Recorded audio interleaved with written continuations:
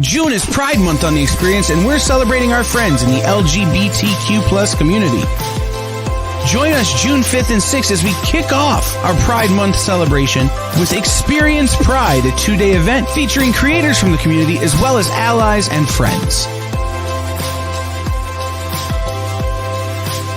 And then stay tuned all month as we continue our celebration of Pride. Only on The Experience, comics, culture, and sales. Hi, everybody. Welcome to Nerd News Now. Welcome to Nerd News Now.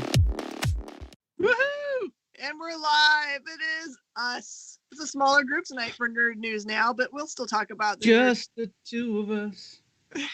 I don't know any more lyrics to that song. We can make it if we try. Just the two I of don't us, know. you and I. I'm supposed to be the song guy. And I don't know any more words to that song. I know something in music more than you. This is a weird anomaly of a day. Yeah. Well, I mean, it's also a weird anomaly because neither of us were like on the internet all day, which is like the thing that never happens. Nor this weekend. Oh, I was on the internet a lot this weekend. Oh, okay. Yeah. Well, you were doing a thing. Yeah. I spent a not insignificant amount of time this weekend researching who was the first Asian female comic creator. Ooh, what did you find out? Or is it- There were a couple of women who worked in like the mid 40s who were doing like comic strips that were published in newspapers, but they were at the time interred during the whole Japanese internment debacle. Yes. Yes. Then there was a woman in the really early golden age who did some strips. And then when you get into the modern age, it's actually Joyce Chin. Oh, wonderful. At least as pencilers.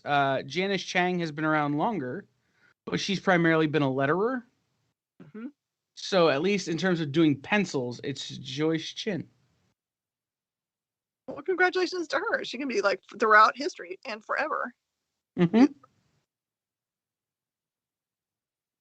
It's Yep. I think that there's so much that are first in our industry that they are only within a generation of us. Right. I mean, I just got off the phone with somebody and we were talking about how comics still has a long way to go and a lot of stuff. I mean, think about it, in both of our lifetimes, the first gay superhero happened. Yep. The first all black creative teams and, imprints of publishers have happened. I mean, though both of those things have happened since I've been alive, and I'm younger than Miss Jen. Yep. It's comics, for all of the diversity and inclusiveness and everything that was intended to be in comics, especially like the X-Men, we still have a really long way to go. Yeah, but I think we're aware and are doing the right thing. I mean, it's not like anyone's burying their head in the sand right now. Right.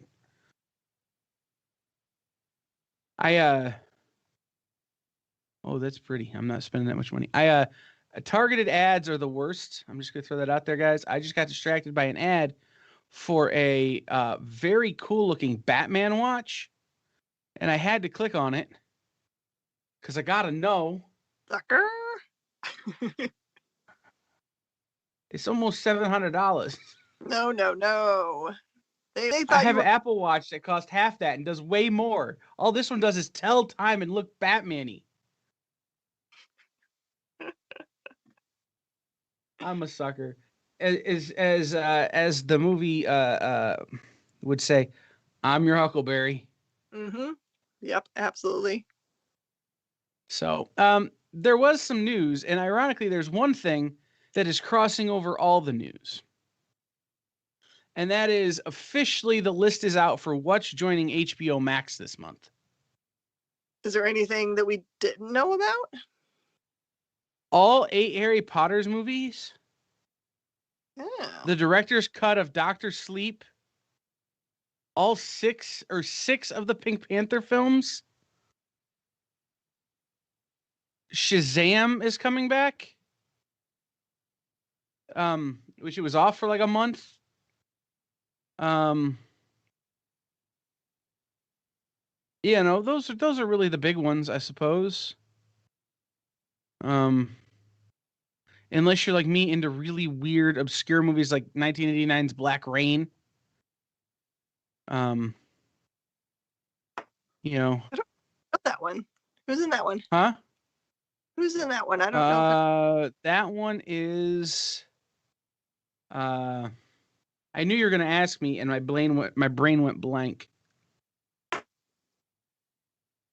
I'm glad you have technology. That is it's a Ridley Scott, Michael Douglas, Andy Garcia. Ken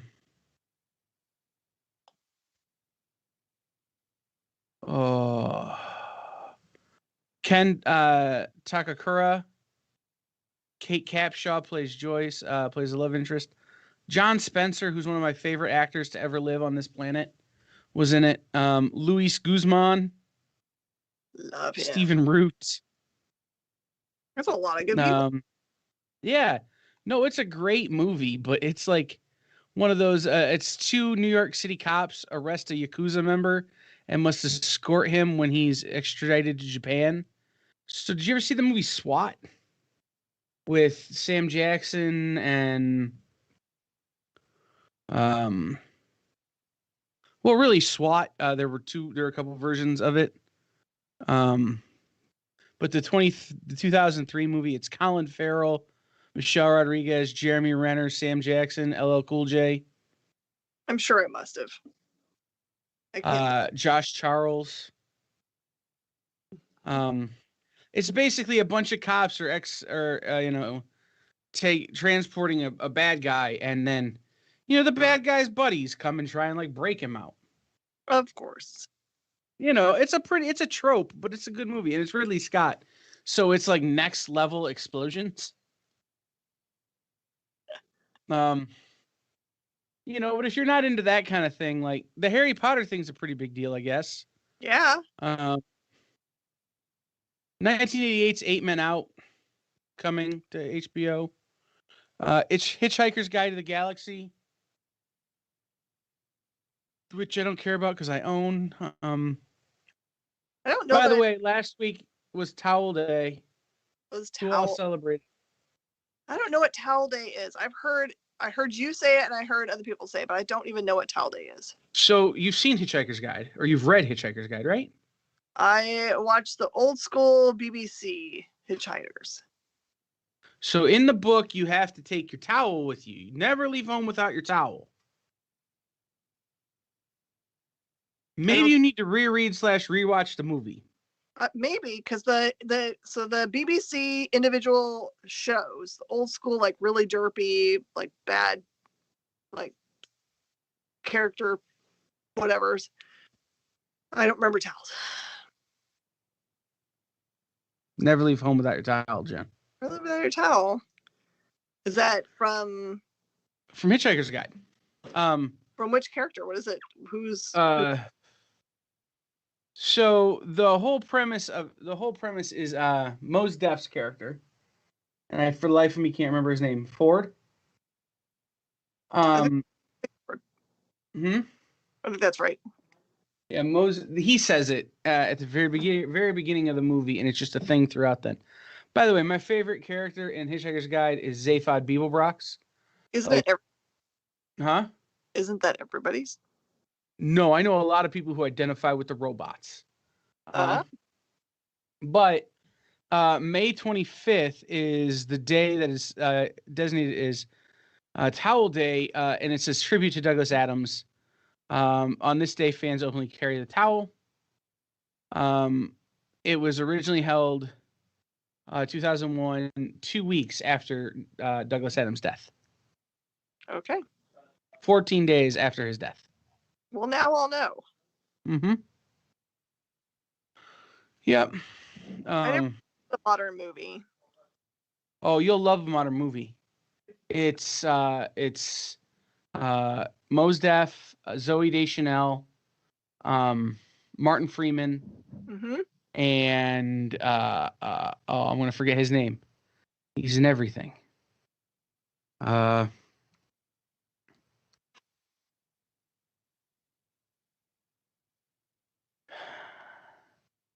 Sam. Come on.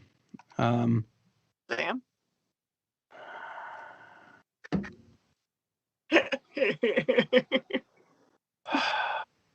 He was in Two Billboards Outside Ealing, Missouri. Oh, we're not talking about him then. Okay. Sam Rockwell. I just said Sam like 3 times. You were so focused. Warwick Davis is in it. Like, there's so many great people. Alan Rickman plays Marvin, the robot. Oh my gosh. Mm-hmm. Tom Lennon plays Eddie. My friend Bill Bailey played the whale. I mean, it's great. Oh, John Malkovich is Hamakavula. The 2005 movie is so good. But anyhow, so yeah, that was one of the big newses today. Is that list? Do you know what media we consumed this week? None. We did. We did something.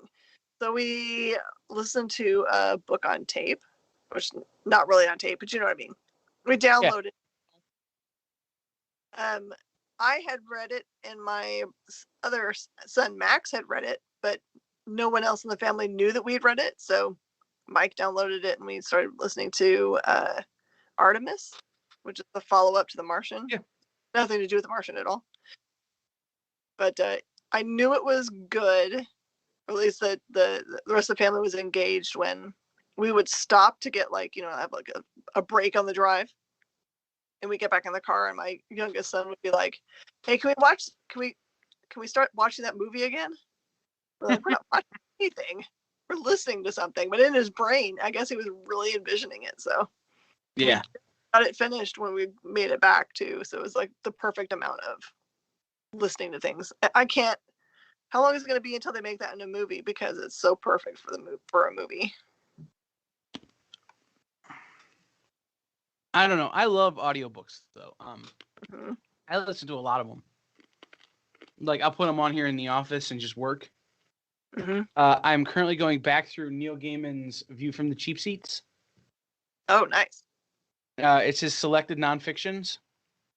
Does he read them or someone else? Mm-hmm. Reads them? No, it's read in that Neil Gaiman voice, which you got to be careful about, because if you're a little sleepy, you just fall asleep. You have to start over. Doesn't work out well if you're trying to get stuff done. No. So you got to know when. Mm-hmm. You got to know when to listen to it. This one was read by Rosario Dawson. It was really well done by her. She can do accents so well. Because I mean, like she's the main character is Muslim, so her dad still has very much that first generation American kind of like Muslim sounding voice, and then there's people from her best friend in the book is from Africa, from Kenya, and she pulls those all off without it, not missing a beat. Really I think good. she's a great actress. Do you know if she's still with Cory Booker? Did they break up? I don't know. That's Congressman? Because when he was running for president, I'm like, I could get behind the girl from Clerks 2 being first lady. Why not? That'd be good. But she's a great actor. And then it's like, oh, by the way, she's also Night Nurse and Daredevil and all of those shows. And she's freaking Sabine, or is it Sabine? No, she's not Sabine. In Star Wars, in Mandalorian, she's Ahsoka Tano. Okay, yep. I loved her in Sin City so much. Mm-hmm. So, you know what media I did consume this weekend that wasn't work? Nick and I started having a conversation on Friday. No, Yeah, Friday. About the movie Tombstone. Oh, I could have gotten in on that for like talked at least 10 hours. Tombstone is not on any streaming service. What? You have to buy it from Amazon. Right. It's really frustrating. Well, I've got 2 copies So I of couldn't watch it. I've got 2 copies of it on disc because if I loan it out, I want to have a copy at home. I can't be that far away from a copy of Tombstone. So, but I couldn't watch it because I wasn't going to pay $17 to Amazon Yeah, that makes sense. to buy the digital copy. Mm-hmm. And I also am not going to pay $4 to rent it when I can buy a physical copy of the DVD for $7. Right. So I got to wait for it to get here. But the Sundance Network was having a spaghetti Western marathon. Which ones did you watch? The Good, the Bad, and the Ugly. One More Dollar. Yep. Oh man, and there's a bunch I didn't know, but I came into them in the middle. I just finished them.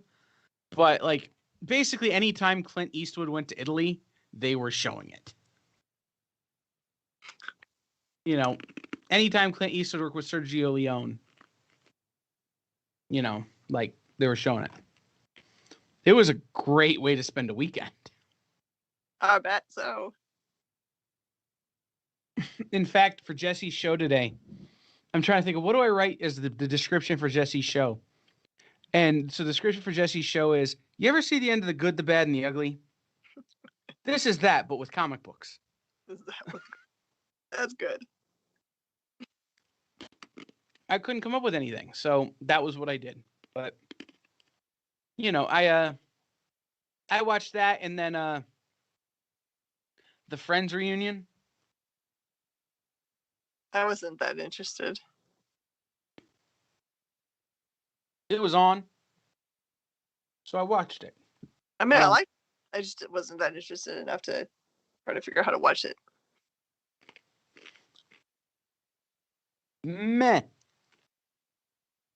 There were some great moments, like they did. They had some cameos from like the guy who played Mr. Heckles. And Tom Lennon showed up. This is two Tom Lennon mentions today in one show. Yes. Figure that one out the internet. You know, because he was Joey's hand twin. Mm-hmm.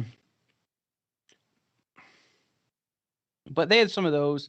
The Geller parents showed up. Elliot Gould and I can't think of her name.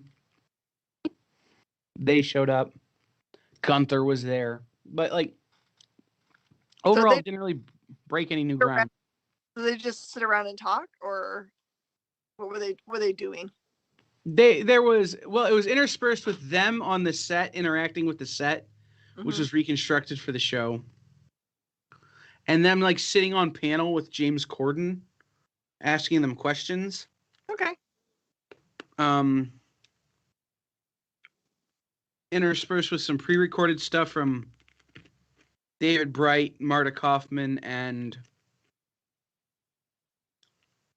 I'm not gonna be able to think of Miller's first name, but the original producers. Mm-hmm.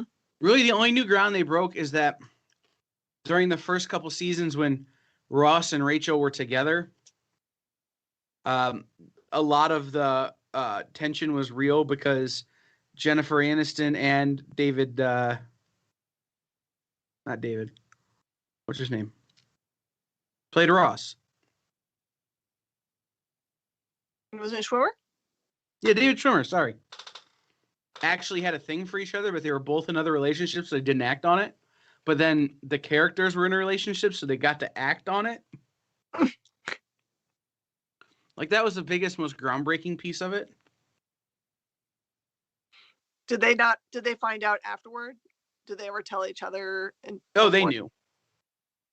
Like, and they go, and at one point Jennifer goes, I can't believe you guys didn't know. And they're like, no, we knew. But, like, you're grown people. What did you want us to do? You know, which was interesting. Yeah, I mean, that was really it, you know. That and the fact that Matt LeBlanc looks like anybody's dad. Yeah? Yeah, I mean, he's this has been 17 years since the show went off the air. Sure. He's put on some weight. He's, gone gray. Tucks his shirt into his pants. Wears New Balance tennis shoes. Like, he is just that dad at that soccer game, Which is good because he was on that show Man with a Plan where he played a dad at a soccer game. Yeah. So maybe he's just super method. I don't know. But, like, that was really it, in terms of breaking new ground. Does Purpur have anything to say about the Friends reunion? No, he's just happy I'm home. He's sitting as close to me as he can. It's always hard on the animals when you go on vacation. Yeah, he's usually pretty chill, but he's so old now. I'm sure he's just like, I think he gets stressed out because he has gotten to the point where he likes to have fresh water all the time. And it's been 2 days since he had someone to like fill up. For some reason, he likes to drink out of the bathtub, to put water in the bathtub for him. And then, he needs to know where I am because I'm the person who's in charge of the food. Right. So he gets stressed. He had plenty of food, but if I'm not around, it's just stressful to know that person's not here.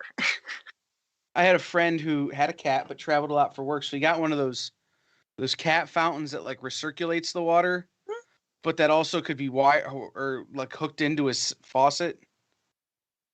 So he'd just hook it up to his faucet, turn the faucet on while he was gone for work, and just as it needed refilled, it would just add fresh water.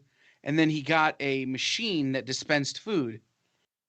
Before he knew it, the cat no longer cared that he existed, but got really concerned if you moved the machine. Which I thought was always very funny. And then he got a robot to handle the litter box. Mm-hmm. And the cat hated the thing. Did it freak him out too much? Oh, this cat destroyed this thing. It was hysterical. I laughed pretty hard.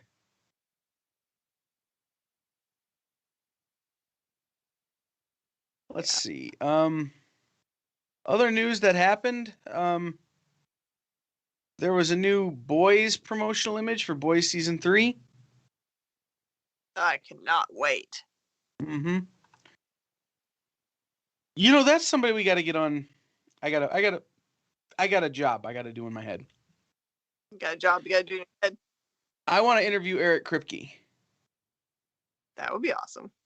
Well, because he's from here. Oh, well, then you should totally do that. Yeah, like I want to be like, so what about living in the greater Toledo area made you want to go and create things where things kill each other? Yeah. Like, what about this area made you create Supernatural? Like,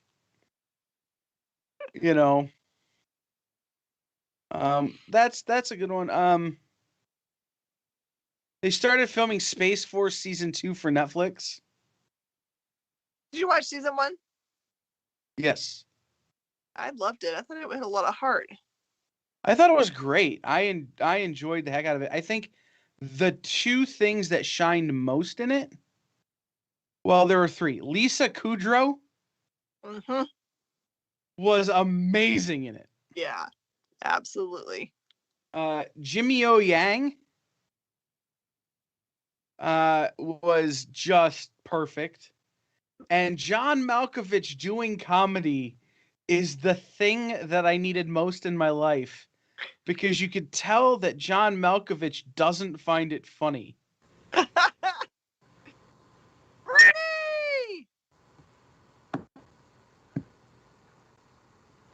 Sup all? Did you get your homework done?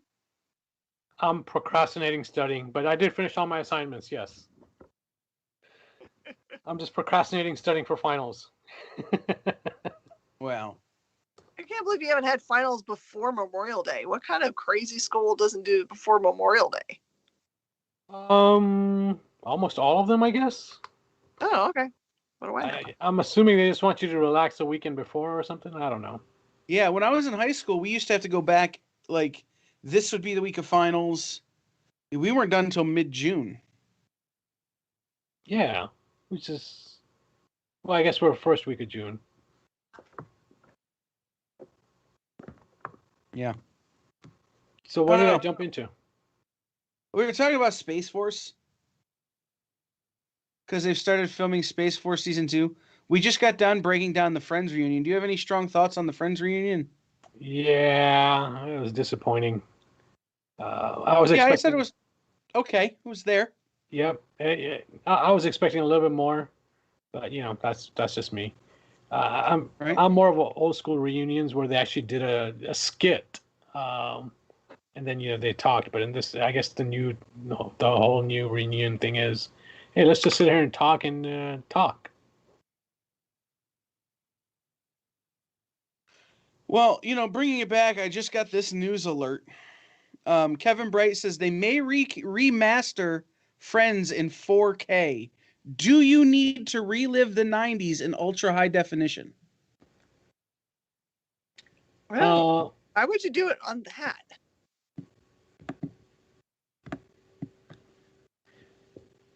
I don't remember enough of the 90s to weigh in on this topic. What are you trying to suggest? That my memory is really bad and that the 90s were a weird time for me. I was pretty concerned with potty training and learning to ride a bike. And yeah, I'm not sure if they need a 4K version of the Friends, but it is what it is. Right. Do you need to see the Rachel in 4K? Oh, I think everybody wants to see the Rachel in 4K.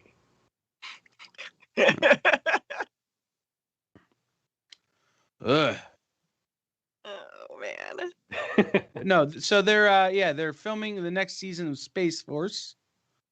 Mhm. We were talking about the best parts of Space Force.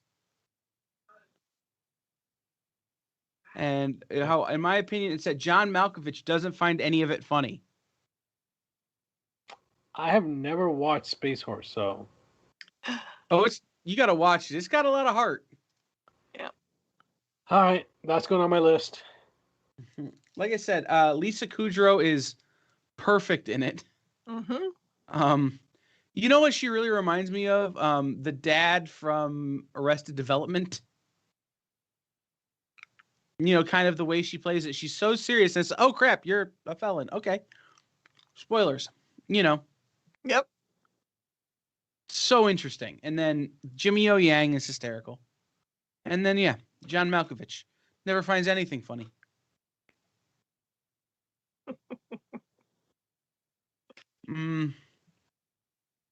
Oh, we talked about this. Brainy, did you consume any media over the weekend?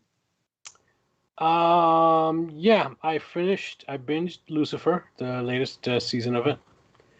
What else was there? I guess the next season of Kaminsky Method. I'm watching that now. But beyond that, most of my weekend went to work and finishing up on tons of assignments that I was behind on. I'm not going to get graded for it, but I had to do it so I can get prepared for all my finals. But man, I was so far behind. Hey Kyle, look up where John Krasinski was this weekend. Was he with you in Oklahoma? No. He was here while I was gone. So how was Oklahoma? Oh, I liked it. So this is the funny thing. I'll tell you this story because it's. So we went out to a cabin in the woods out at Beaver's Bend National Forest, which seems like it would be like you're away from people and just like enjoy your family, right? But the cabin that we ended up in was right next to another cabin, which had a very loud, very large family in it. And when they came home for the day, they were like, you could hear all their family business because they were yelling at each other the whole time. And then across the river, so our cabin was on the top of a rise and it went down into the river.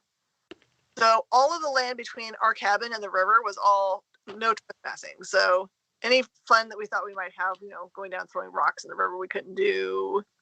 Couldn't hike around because all of the cabins around had no trespassing signs. So you got your little piece of land, and that was it. Unless you wanted to go out into the national forest, you had to drive to go to do that, which we did later.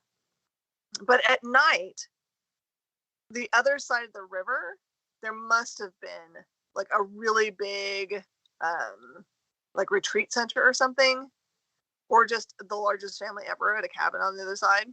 Because as it got darker at night, it got louder. And then it sounded like you were in New York City. It was so loud between the people next to us and the people across from us. So that part was interesting. Not as foresty as you would think.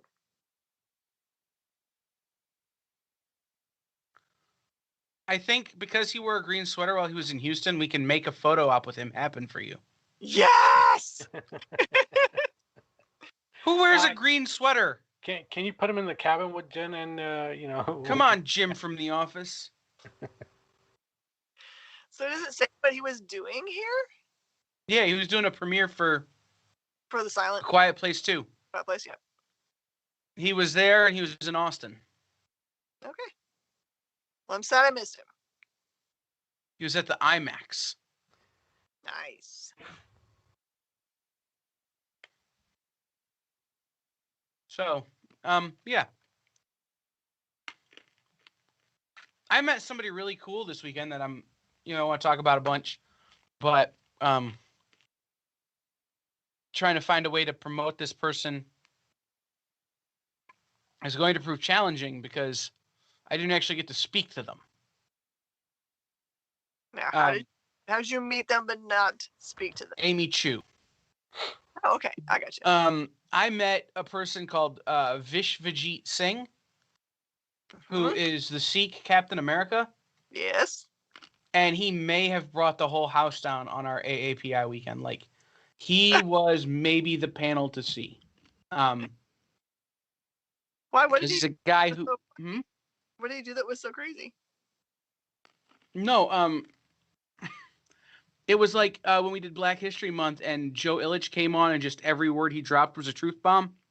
Oh yeah. Okay. So this was that. He was all good hearing. I got you.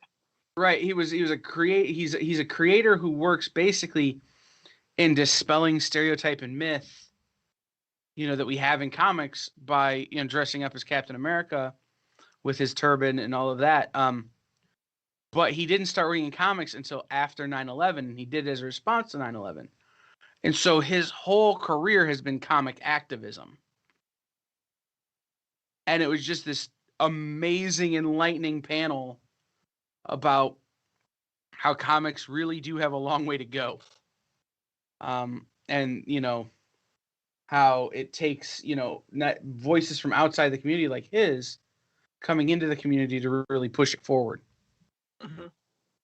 And it was interesting listening to him back to back with Janice Chang, who, was in labor organizing for a while instead of working in comics. And oh, wow. She left comics and was like working in auto plants, setting up unions and stuff. Like, I'm like, all right, like, I'm here. Like, I hear you. It was a really interesting weekend, but everybody should go check out SeekTunes.com. Like TOONS? Mm-hmm. Okay. But I met him, and then I got to meet DMC from Run DMC. I texted Brainy the picture. I'm going, I have very few friends who will like fully empathize with me about DMC just showed up at my thing, man. Like, and I don't get to talk to him. Yeah, and he sends it to me way too late. Because I couldn't. No, you just responded slowly. I sent it to you first as it happened. Yeah. But he was only there about 10 minutes. Yeah, that's. Oh well, I missed him. Yeah, I'm gonna have to re-air it. Be like, Daryl is here. They're doing another volume of Daryl Makes Comics. Are they really? Nice. Yeah. Yes. Amy's working on it. So is Joyce Chin. So is Janice Chang. Like, so Daryl just shows up and all of these people are on screen. It's just like, and Ming reaches over and there's the Daryl McDaniel record that Tony Moore did the cover of.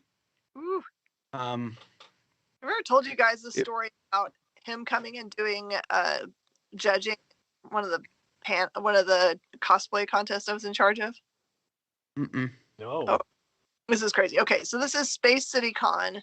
I think it's the last one that happened. It was the same one that the Sons of Anarchy guys were there, and they ended up jumping over the counters and taking all the money out of the registers.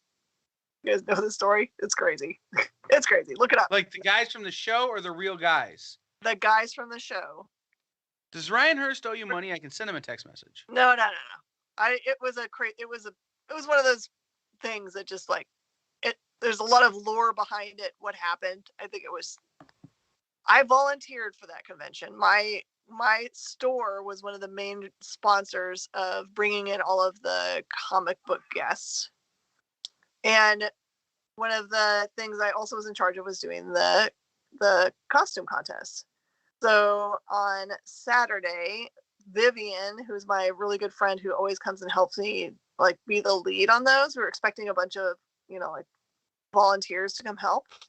We go upstairs and start getting everyone prepped right at the beginning of the morning, trying to make sure everyone has music and all those kinds of things. Get people have signed their paperwork and all that. We get up there and there's one guy in the hallway upstairs. He says, I am the only volunteer for the entire upstairs. I've been running every single panel and making sure everything goes off. It's like all the volunteers for the show didn't show up. It was one of those shows that just like, it was all planned out and all doing fine until the day of, and then no one showed up to do the stuff they were supposed to do. So we show up to get set up in the main room, which is a huge room, great, gigantic, big screens, huge sound system. It looks really professional, just like San Diego Comic-Con. It's everything that I ever wanted. And I go up to the guy at the sound booth, and I'm like, okay, this is Viv. Viv's going to walk you through which things go on at what time and what, where the camera and all that stuff. He goes, we didn't get paid for our video and sound setup, so we're going home. He said, we'll teach you real fast how to run it because we're not going to pack it up before we leave. We're going to pack it up tomorrow. We'll teach you how to use the sound system and the lights and everything, and you guys can do it. We're like, okay.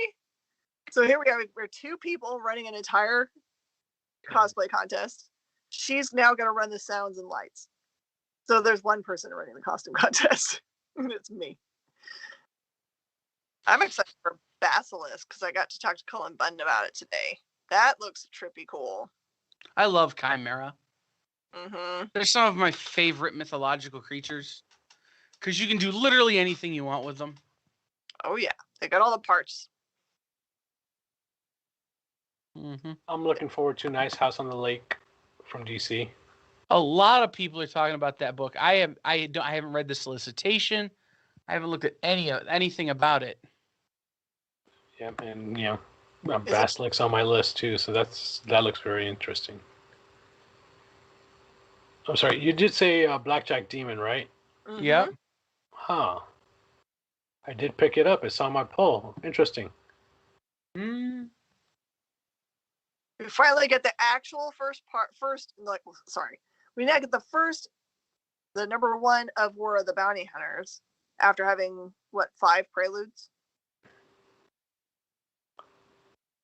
I think all of my customer base was super confused because it was like, and my staff too, because I kept on not putting them into the pull boxes. Like last week's Doc Aphra and Darth Vader, I had to be like, no, these go in pull boxes for Darth Vader and Doc Aphra. They were like, oh, we thought it was just War of the Bounty Hunters. Like, no. Yeah, and this is something I wish publishers would understand. It's tough sometimes. Mm-hmm. To cross pull titles, just like the Bounty Hunter title, as mentioned, because we miss that too. We miss pulling it for our Darth Vader and Dr. Aphra fans. So it's hard to relate that to publishers, like just small things that could make our lives so much easier. It's just add the same series number or something like that. Oh yeah. And then I'm super excited. We finally get to the conclusion of Tyler Moss's Dead Dogs Bite. Number 4 ends the series. There's a trade paperback. There's a couple of trade paperbacks out there worth looking at. One is a little bit of inside baseball.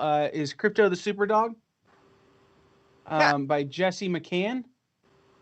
If you recognize that name, it's because you often see him in the comments on, doesn't matter for necessarily for Woodlands Online or Nerd News Now watchers, but Jesse McCann is married to Nancy McCann, who has a show on The Experience, Friday Night Live. He is often in the comments. I even had to put him in timeout once. Pretty funny. Was he harassing He was. He was harassing his niece. And I'm like, I'm gonna put him in timeout just as a joke. And then he was like, "Why couldn't I comment?" But also, Boom Studios and Unkindness of Ravens trade paperback. Mm-hmm. Did you guys mention Mott's #1 from AWA? Not yet. I've got it on my list though. See, it's not on my list, which is interesting. It's J. Michael Straczynski. Perfect. Yeah, he hasn't written in quite some time, so I'm looking forward to this. I was a huge fan of his when he did Amazing Spider-Man. I was like, oh my god, he did an amazing job. I was sad to see him go from that title. And then he did Rising Stars as well, which got cut short, which is sad. But anyway.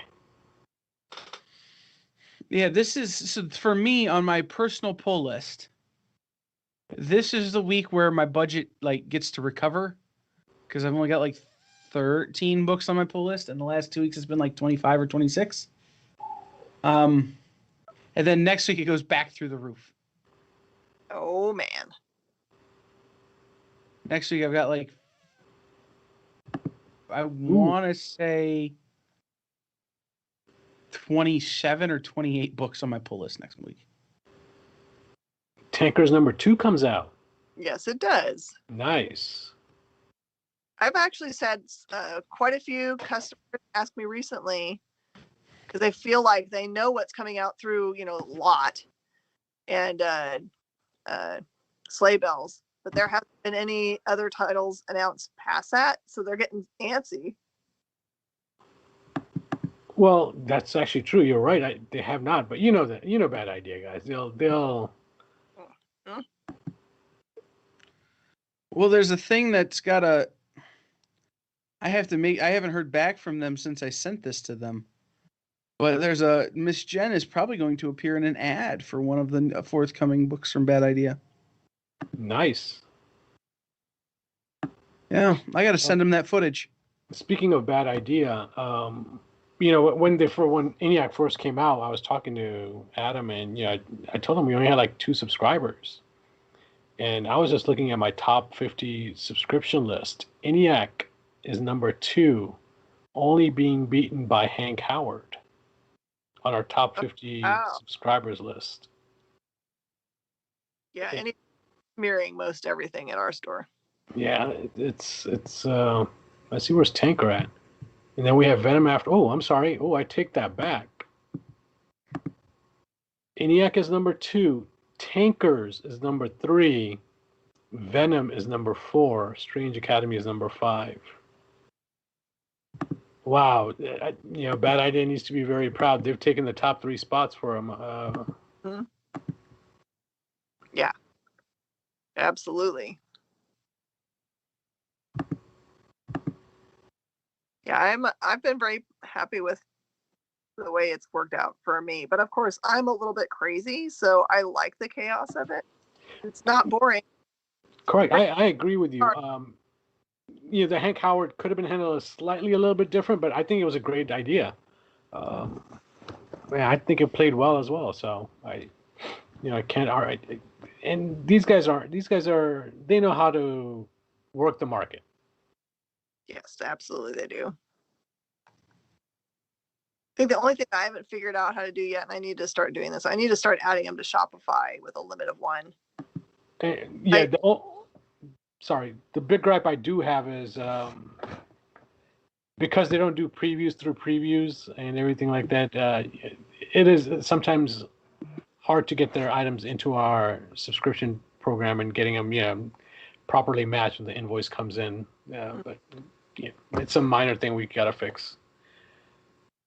I think it's funny. I think for the first time ever in the history of comic book POS systems, I think my derpy version that we've had in beta forever is probably the best option for people right now. It doesn't have a lot of extra functionality. It's not fancy in it, but it totally keeps track of all the polls that you have. Yep, I don't disagree. We've actually fallen behind on updating ours, so I gotta work on that as well. Yeah, I think Brittany, do you know anyone? I know that you and I both have our own home in-house written poll list system. Do you know anyone else that's doing their own? I know Collector's Paradise, Ed Greenberg. I know they've got a custom one as well. Both he and I started off with the same one. We basically took that and grew it into. I don't know if you guys remember the Hijinks comics. That was Dan. Oh my God, I'm forgetting his last name. Oh, crap. Okay, it'll come to me. But anyway, he had developed it, so we took the base route from his and then, designed ours around it. So I know Ed's got his own. A lot of people are using Comic Hub now because it makes it easy for them. Mm-hmm. And we've debated going to Comic Hub as well, but it's still not where our point of sales custom currently is for our needs. So we're just waiting until they're still working on theirs until it catches up. We're going to continue using ours. The plus we have with ours is we're programmers, so we modify our own. Right. My pull list system was completely custom. It was a Mead 5-star notebook, and I got to pick which color I wrote it in. And you're not the only one, and it still amazes me. One, there are enough retailers out there that are still using that system, and two, it is working for them. They've got it down so well that it's working for them. So kudos to them. It still makes me wonder why they're still doing it. But I mean, we switched to a Google Doc towards the end, but for the longest time, it was. I had that notebook, but that notebook also had everybody's phone number, everybody's email, everybody's credit card, all that kind of stuff. It lived in my safe, Yeah, we actually stopped carrying credit card information from people because of security reasons. We didn't want to be, if our site ever got hacked, we didn't want to be responsible for the credit cards and stuff. So, for that safety reason, we just stopped doing credit cards. And we looked at it from this perspective. If a customer really wants the items and they've got the money for it, they will come and pick up their books.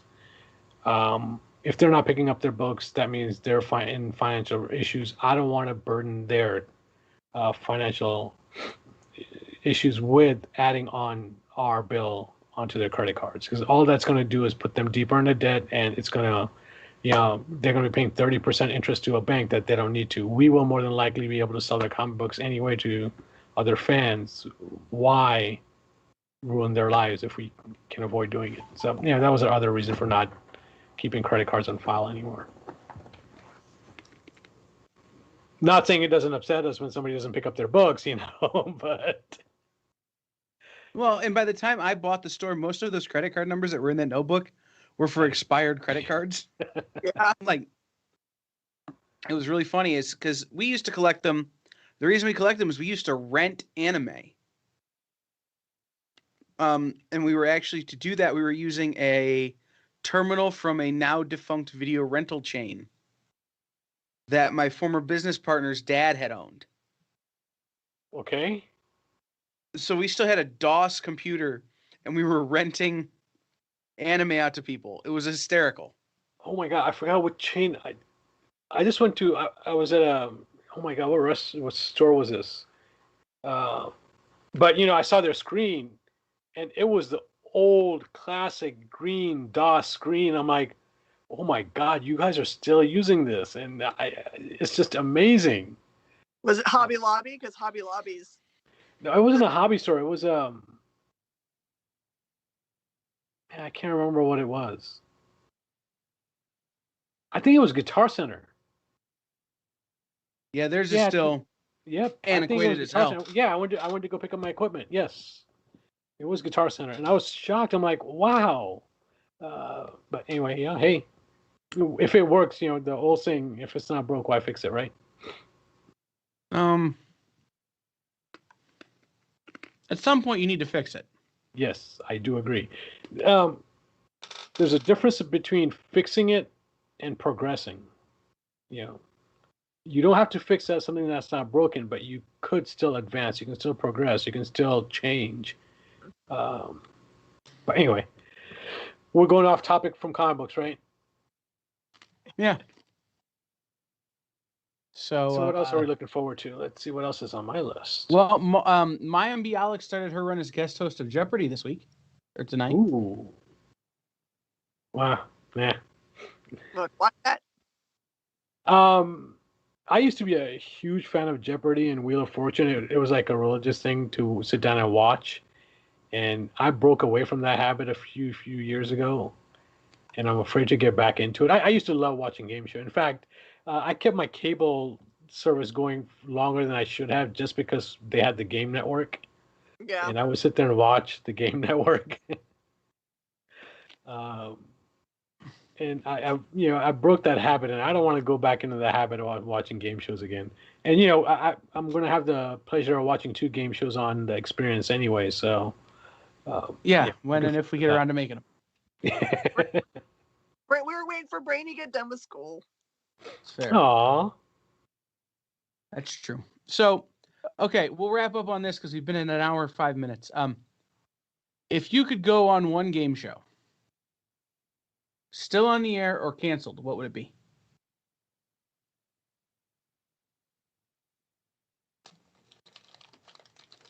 I don't know that I'd be any good at it, but I like the Press Your Luck one. I was going to say the same thing. Press your luck.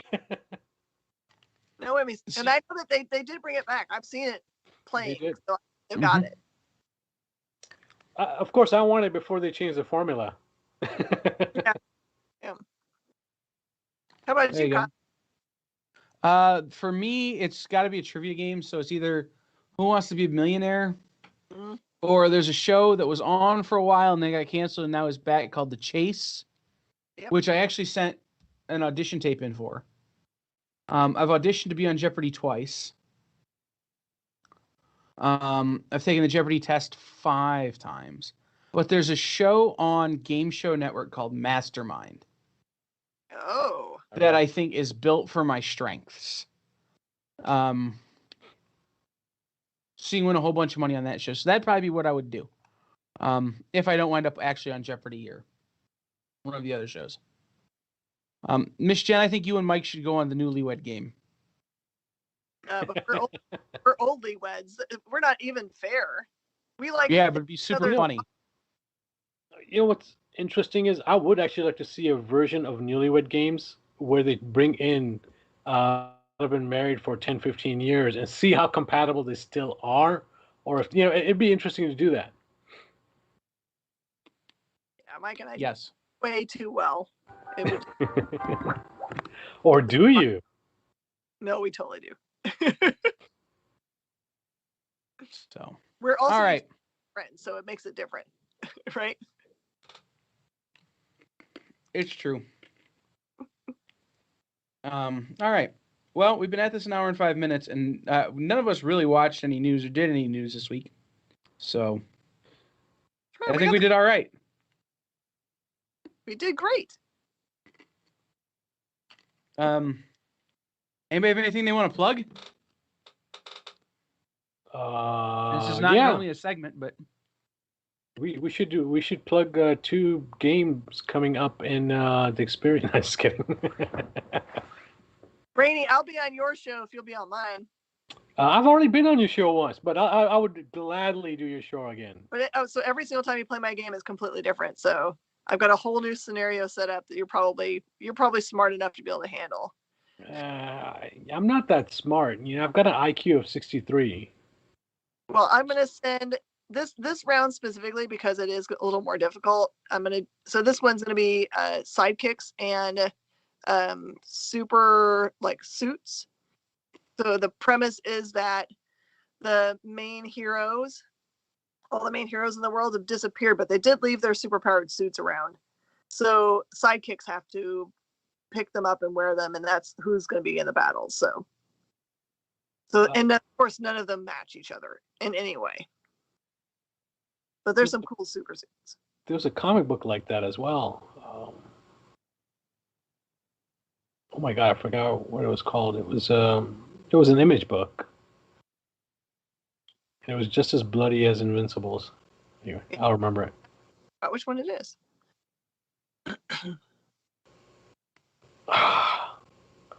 I'll message you when I remember it. Yeah, always when we're trying to think of something, right?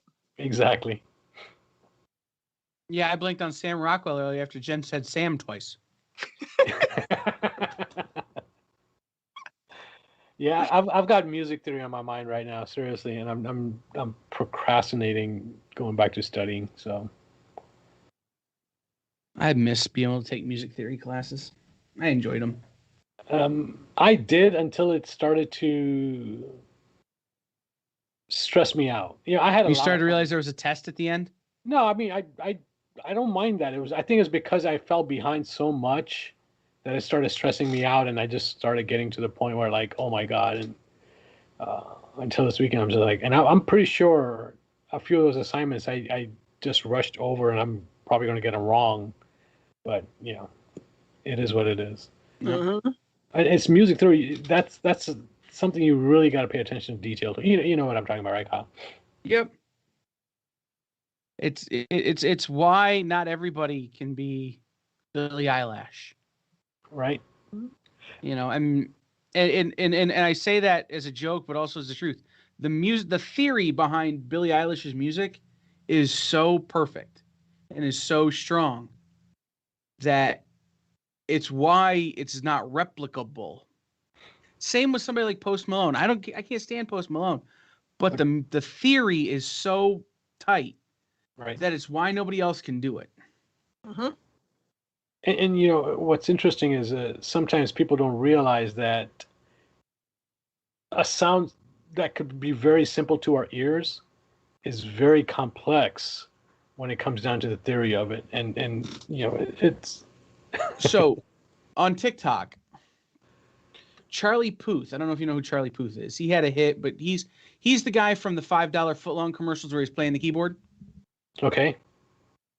He is a musical genius, but he has taken to people will tag him in videos where he breaks down the song and why it gets stuck in your head. Like from a music theory standpoint, he does it in a minute. And so there's one, and the song's been stuck in my head for 2 days. And he goes, the reason it's stuck in your head is because everybody's singing in B except for one guy who's singing in E. And when you put those together, it's dissonant in your head, but it sounds right to your ear. So it gets stuck in your head while your head tries to figure it out. Interesting. Hmm. That, you know, now that I know a little bit about music theory, that actually makes sense. Right. Especially if you have a music theory background, is your brain's going, something is wrong. Something Right. is wrong. Something is wrong. And you're just like, this is catchy as hell. Your brain's going, I'm on fire. Stop it. And that is a formula for pop music as well. You know, that's what they do in pop music is they'll mess up at least enough. What's that? 4-chord songs and then harmonic dissonance. Yes. Mm-hmm. Brainy and I could really nerd out for another hour probably on this topic. I'm not as well versed in music theory as you are, but yeah, yes, he's right.